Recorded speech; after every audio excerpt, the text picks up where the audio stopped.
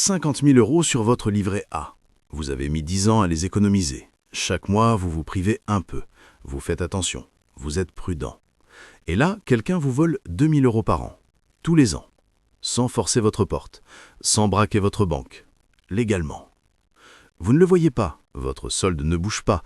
Mais votre argent, lui, il fond. 4% par an. En silence. C'est pas moi qui le dis, c'est les maths. L'inflation à 5%, votre livret A à 2,4%. Faites le calcul. Vous perdez. Ce n'est pas une taxe qu'on vous annonce, ce n'est pas un impôt pour lequel vous votez. C'est un vol silencieux, invisible, que le système bancaire et les gouvernements ont mis en place pour effacer leurs dettes colossales en vidant votre portefeuille. Si vous avez 50 000 € d'épargne, vous perdez 2 000 € par an. Sans rien faire. Et il compte sur une chose, que vous ne remarquiez jamais. Aujourd'hui, je vais vous montrer exactement comment fonctionne cette arnaque, pourquoi elle va s'accélérer dans les 2 prochaines années, et surtout, comment il prépare déjà l'étape finale, vous enfermer dans une prison numérique dont vous ne pourrez jamais sortir. Restez jusqu'à la fin, parce que ce que je vais vous révéler va changer votre façon de voir votre propre compte en banque. Alors, comment ça marche exactement? Imaginez, vous avez 10 000 € sur votre livret A. Aujourd'hui, ce livret vous rapporte quoi? 2,4% par an? Ça a l'air correct, non? Maintenant, posez-vous cette question. Combien coûte la vie en plus, chaque année?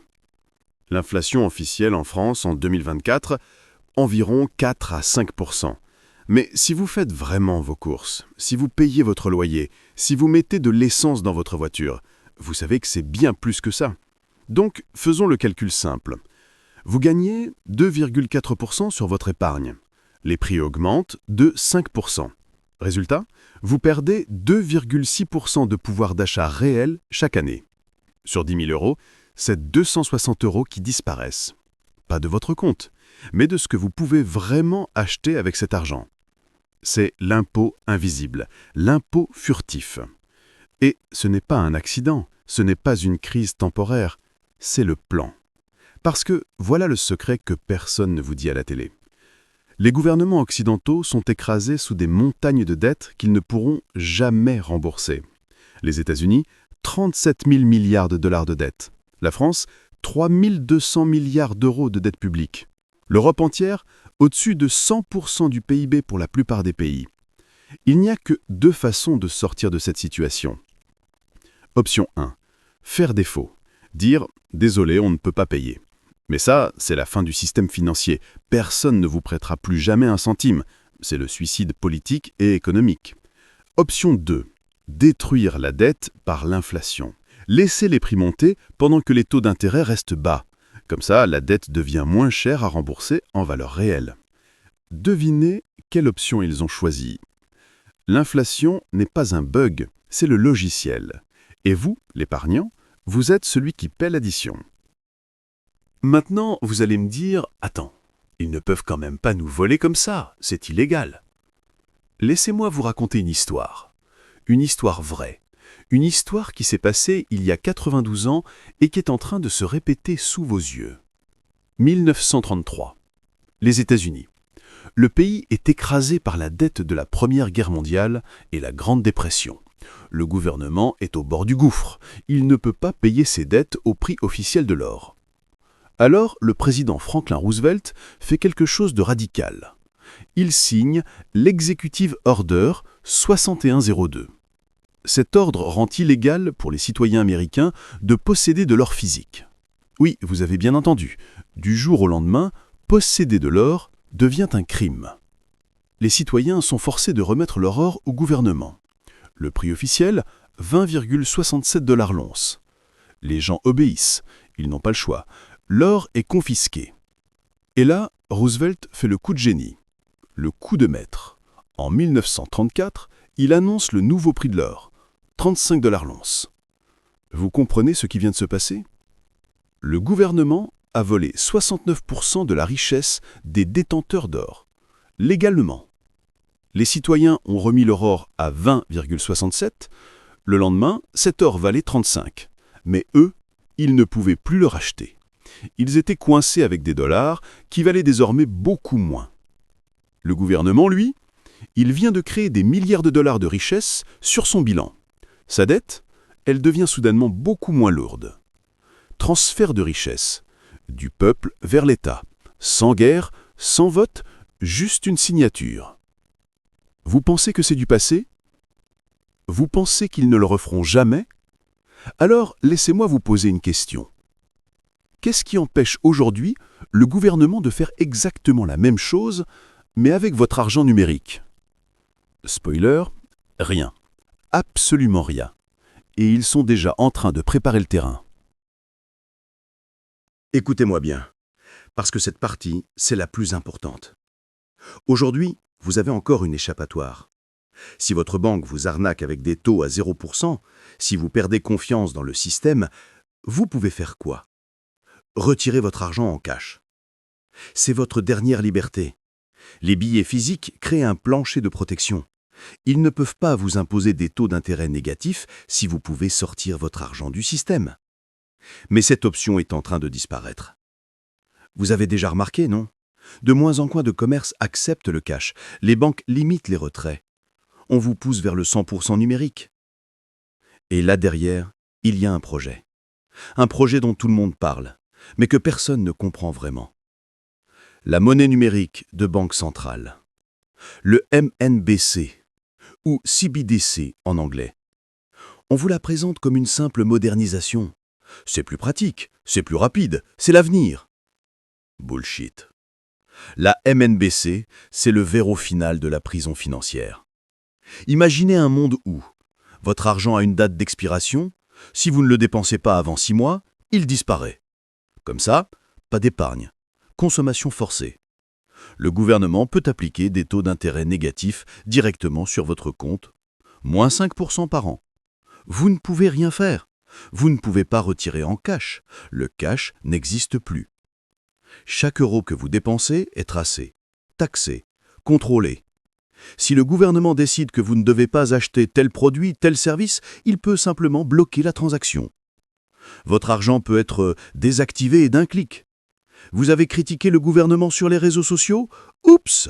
Votre compte est gelé 48 heures. Temps de réflexion. Vous pensez que j'exagère?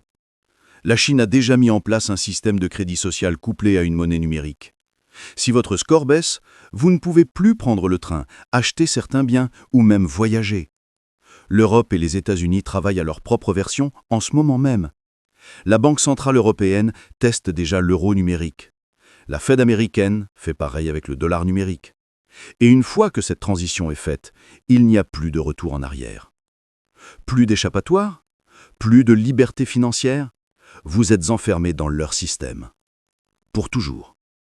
Votre épargne? Elle ne vous appartient plus vraiment. C'est un chiffre sur un écran que quelqu'un d'autre contrôle. Maintenant, vous vous demandez peut-être, ok, mais pourquoi maintenant? Pourquoi ça va empirer? Parce que le système est au bord du gouffre. Les paiements d'intérêt sur la dette américaine, 1200 milliards de dollars par an. D'ici 2027, ça va monter à 1800 milliards. C'est plus que le budget de la défense, plus que le budget de la santé. Bientôt, les États-Unis vont dépenser plus d'argent à payer les intérêts de leurs dettes qu'à financer n'importe quel autre programme. Et l'Europe? Pareil. La France paie déjà 50 milliards d'euros d'intérêts par an. Et ça monte. Les banques centrales sont piégées. Si elles montent les taux pour tuer l'inflation, les gouvernements ne peuvent plus payer leurs dettes. Faillite. Si elles baissent les taux, l'inflation explose. Le pouvoir d'achat s'effondre. Ils sont coincés. Et vous êtes la variable d'ajustement. Voilà pourquoi ils accélèrent sur la monnaie numérique. Voilà pourquoi ils laissent l'inflation courir. Voilà pourquoi ils ne remontent pas vraiment les taux malgré leurs promesses. Le temps joue contre eux, alors ils vont agir vite. Les experts estiment qu'entre 2025 et 2027, on va voir une accélération massive de ces politiques. La question n'est plus si ça va arriver. La question c'est, allez-vous être prêts? Alors qu'est-ce que vous faites maintenant? Première chose, arrêtez de faire confiance aveuglément au système. Votre compte en banque n'est pas un coffre-fort. C'est un prêt que vous avez fait à la banque. Et ils peuvent faire ce qu'ils veulent avec. Deuxième chose, diversifier. Je ne vais pas vous dire d'acheter de l'or ou du bitcoin, je ne suis pas conseiller financier. Mais posez-vous cette question simple. Si le pouvoir d'achat du dollar et de l'euro s'effondre de 50% dans les 5 prochaines années, qu'est-ce qui va garder sa valeur? Les actifs réels, les choses qu'on ne peut pas imprimer. Les matières premières, les terres productives, les entreprises qui créent de la vraie valeur, les compétences rares que personne ne peut vous enlever. Troisième chose, et c'est la plus importante, éduquez-vous. Le système compte sur votre ignorance. Il compte sur le fait que vous ne lirez jamais l'histoire de 1933, que vous ne calculerez jamais l'inflation réelle, que vous ne comprendrez jamais comment fonctionne la répression financière. Mais vous, maintenant, vous savez. Et une fois que vous savez, vous ne pouvez plus faire semblant. Si cette vidéo vous a ouvert les yeux, si vous comprenez maintenant pourquoi votre épargne fond comme neige au soleil, alors faites 2 choses. 1. Abonnez-vous à cette chaîne et mettez la cloche, parce que je vais continuer à décortiquer ces sujets que personne n'ose aborder.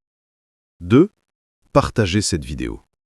Votre famille, vos amis, vos collègues, ils sont en train de se faire avoir exactement comme vous, et ils ne le savent pas.